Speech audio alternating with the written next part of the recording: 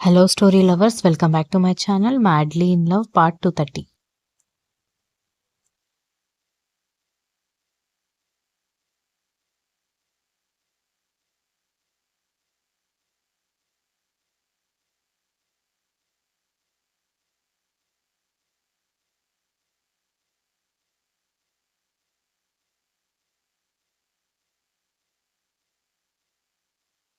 మరి లేకపోతే ఏం చేస్తావు? పొడవైన జుట్టు కావాలి, నాగుపాము లాంటి జడ కావాలి, పెళ్ళాం చూడ్డానికి అందంగా ఉండాలి అనుకుంటే సరిపోతుందా? దానికి తగ్గ కేర్ కూడా తీసుకోవాలి అనగాని, అయితే మాత్రం నేనెలా సాంబ్రాణి పొగ వేస్తాను? చూసేవాళ్ళకేం బావుంటుంది? అని కరుణ అడిగేసరికి, అబ్బో! చూసేవాళ్ళకి నీ ప్రేమ కోసం నువ్వు పోరాడడం చూస్తే బాగోదు. నువ్వు నీ పెళ్ళాం కొంగు పట్టుకొని తిరిగితే బాగోదు గానీ, సాంబ్రాణి పొగ వేస్తే మాత్రం నీ పరువు పోతుందా బాబూ? అని వెటకారంగా అడిగింది బామ్మ.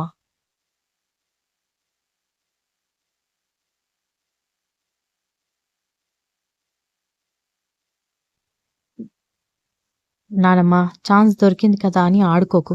అయినా నాకు సాంబ్రాణి వేయడం రావాలి కదా ఫస్ట్ అనగాని, ఎందుకు రాదు? ఇలా రా, ఇలా వచ్చి నేను కూర్చున్న దగ్గర కూర్చో అనగాని, ఇప్పుడు నేర్పిస్తావా ఏంటి? ఈ ట్రైనింగ్ క్లాస్ నాకేమీ వద్దులే అనగాని, నోరు మూసుకుని రారా అని పిలవడంతో వెళ్ళి వాళ్ళ నాన్నమ్మ పక్కన కూర్చుంటే, ఇదిగో ఇది సాంబ్రాణి వేసే మట్టి పాత్ర. ఇందులో నిప్పు వెలిగించి వాటిని ఆర్పేసి వెలుగుతున్న నిప్పులో సాంబ్రాణి వేయాలి. మరీ ఎక్కువగా వేయకూడదు. జుట్టు మొత్తం సాంబ్రాణి వాసనొస్తుంది. ఇప్పుడు తడిగా ఉన్న వెంట్రుకలని గాలిలో పట్టుకొని ఇలా పొగ వేయాలి. దీనివల్ల జుట్టు సువాసన రావడమే కాకుండా ఆరోగ్యంగా ఉంటుంది, త్వరగా ఆరిపోతుంది అని చెప్పింది.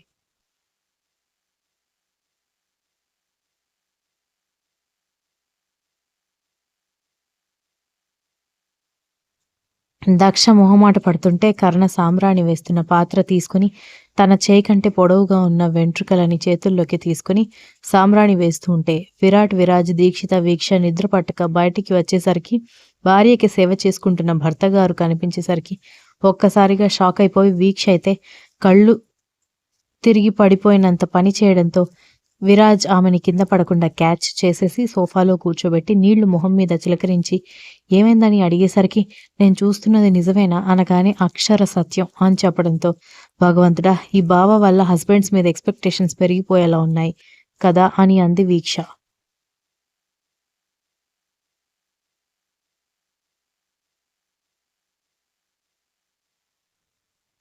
విరాట్ వీక్ష వైపు చూసి, నీకు ఆ దృశ్యం చూస్తుంటే ఆశ్చర్యంగా ఉందేమో కానీ, నాకు వీడు ఫ్యూచర్‌లో ఇలాగే అయిపోతాడని తెలుసు. మన ముందు పెద్ద ఫోజ్ కొడతాడు గానీ, దాని ముందు భార్యాదాసుడు. ప్రేమించిన అమ్మాయి లేదంటే భార్య అంటే పిచ్చి అనే కాంపిటీషన్ పెడితే మీ బావకి ఫస్ట్ ప్రైజ్ వస్తుంది అన్నాడు విరాట్.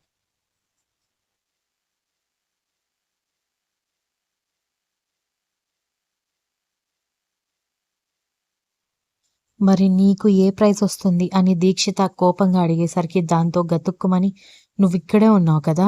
మర్చిపోయాను అని బుర్ర గోక్కుంటూ ఉంటే, నిన్నే అడుగుతున్నాను చెప్పు. నీకే ప్రైజొస్తుంది? నువ్వు నన్ను ప్రేమించట్లేదా? నీకు ఫస్ట్ ప్రైజ్ రాదా? అని అడిగేసరికి, వస్తుంది బంగారం. ఎందుకు రాదు? వస్తుంది అనగానే, మరా మాట ఎందుకన్నావు? అనగానే, అసలే ఒక మాటకి నోరు జారి ఇంకా బ్రతిమాలుకుంటున్నావు. మళ్ళీ మళ్ళీ ఎందుకు నోరు జారుతావు బావా? అని వీక్ష అడిగేసరికి, ప్రతి మాటని ఇది నెగెటివ్‌గా తీసుకుంటుందని తెలిస్తే నేను మాత్రం ఎందుకు నోరు జారుతాను అన్నాడు విరాట్.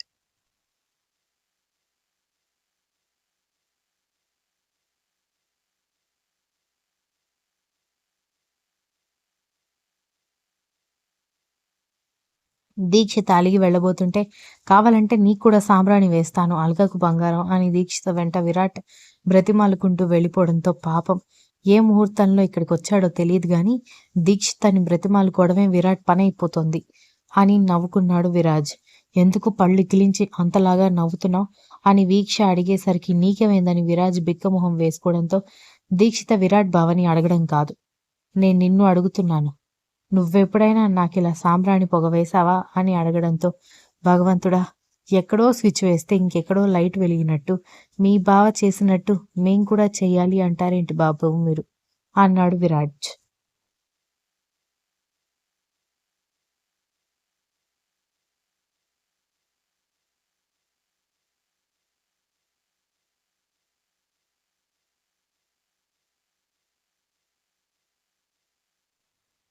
వీక్ష ఏడుపు మొహం వేసుకుని ఎవరి ప్రేమ వాళ్ళకి గొప్పది బంగారం అని విరాజ్ బ్రతిమాలుతుంటే మాకు మాత్రం కర్ణబావ ప్రేమ గొప్పగా అనిపిస్తోంది. మీరు కూడా అలా ప్రేమించాల్సిందే అనగానే కింద కూర్చుని తల పట్టుకున్నాడు విరాజ్. ఒక పావుగంట సేపు దక్షకి సాంబ్రాణి పొగ వేసిన తర్వాత ఏమండి సాంబ్రాణి పొగ వేశారు కదా, అలాగే జడ కూడా వేయొచ్చు కదా అని దక్ష గోముగా అడుగుతుంటే ఏంటి అడ్వాంటేజ్ తీసుకుంటున్నావా అని కర్ణ అదోలా చూస్తూ అడిగేసరికి నవ్వుతూ చెప్పాను కదా, అయ్యగారు ఎప్పుడో ఒకసారి మాత్రమే సేవలు చేస్తారు. పైగా ఊరికొచ్చిన తర్వాత శ్రీవారికి శ్రీమతి గారి మీద బాగా ప్రేమ పెరిగింది అని అంటూ కర్ణ పెదవుల మీద సున్నితంగా ముద్దు పెట్టింది.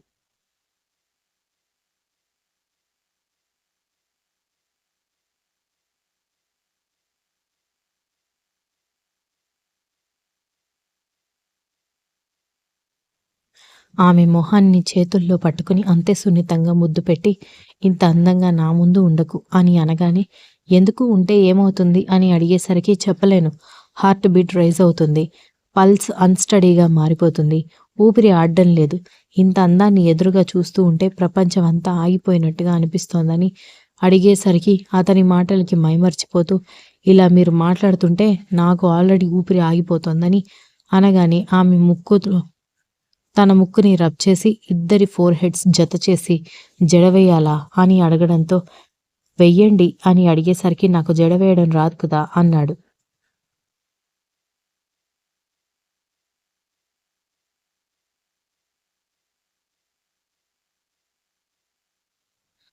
నేను చూపిస్తాను కదా అని అక్కడే చిన్నప్పుడు ఎప్పుడో మోహన్ రామ వాడిన బ్యాగ్ ఉండడంతో ఆ బ్యాగుకి కింద వేలాడే పట్టీ విప్పదీసి 3 పాయలుగా విడదీసి ఎలా అల్లాలో చూపించడంతో చాలా టఫ్‌గా ఉంది అనగానే చూస్తుంటే అలాగే అనిపిస్తుంది కానీ అల్లుతుంటే ఈజీగా అనిపిస్తుంది అని మళ్ళీ ఇంకొకసారి చూపించడంతో ఓకే అని చెప్పి ఆమె వెనక్కి తిరిగి కూర్చోడంతో దువ్వెన తీసుకొచ్చి నీట్‌గా చిక్కు తీశాడు. హే భగవాన్ అని వీక్ష, దీక్షిత ఇద్దరూ చూస్తూ ఉంటే తన ఎదురుగా చిన్నగా చేతుల్లో పట్టుకోవడానికి వీలుగా ఉండే అద్దం పట్టుకొని అద్దంలో నుంచి కర్ణ జడ ఎలా వేస్తున్నాడో చూస్తూ ఉంటే నీట్‌గా చిక్కు తీసి పాపిడి తీయాలా లేదా ప్లెయిన్‌గా వేయమంటావా అని అడిగేసరికి ఆశ్చర్యంగా అతని వైపు చూసి ఇవెలా మీకు తెలుసు అని అడిగేసరికి అదే నానమ్మ నీకు జడ వేస్తున్నప్పుడు అడుగుతుంది కదా, అలా అడిగాను. నిజానికి పాపిడి అంటే ఏంటో నాకు కూడా తెలీదు అన్నాడు.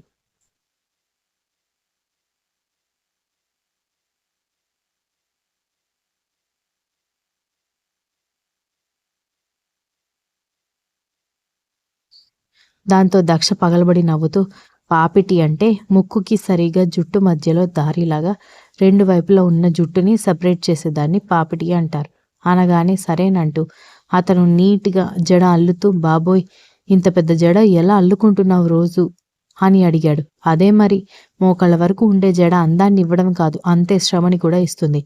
ఇంకా నేను కొప్పు కట్టాననుకోండి మెడ నొప్పి కూడా వస్తుంది అని చెప్పేసరికి అయితే జుట్టు కట్ చేసుకుంటావా అని అడిగేసరికి లేదు అని వెనక్కి తిరిగి కర్ణ బుగ్గ మీద చిటికలు వేస్తూ నా పొడవైన జుట్టు అంటే మా శ్రీవారికి చాలా ఇష్టం.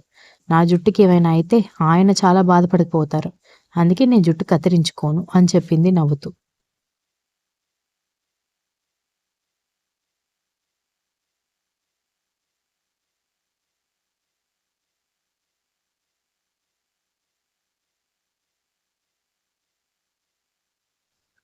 జడ అల్లేసి కింద కొంచెం జుట్టు వదిలేసి రబ్బర్ బ్యాండ్ పెట్టేసి అందంగా అందాన్ని ఇస్తున్న ఆమె జడ అలాగే చూస్తూ ఉండగానే విరాట్ తన ఫోన్లో సాంగ్ ఆన్ చేసి జడ సాంగ్ పెట్టగానే నవ్వుతూ ఇద్దరూ అటువైపు చూశారు.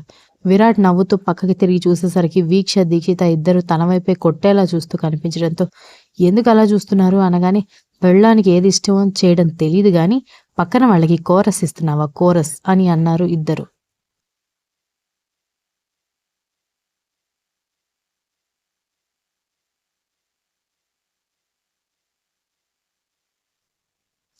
ఎందుకు మీ ఇద్దరికి అంత కుళ్ళు? అక్కడ ఉన్నది మీ చెల్లెలే కదా అనగానే కుళ్ళు దాన్ని చూసి కాదు ఇంత ప్రేమగా మీరు లేరు కాబట్టి అని ఇద్దరూ కోపంగా అడిగేసరికి విరాట్ విరాజ్ వైపు చూసి పులిని చూసి నక్కలు వాతలు పెట్టుకున్నట్టు ఎవరి ప్రేమ వారికి తగ్గట్టుగా ఉంటుంది. ఇంకొకరిని చూసి చేస్తే మా ప్రేమ మీకెలా తెలుస్తుంది అని అన్నాడు Virat. Continuous. If you like the story please like, share, comment and don't forget to subscribe.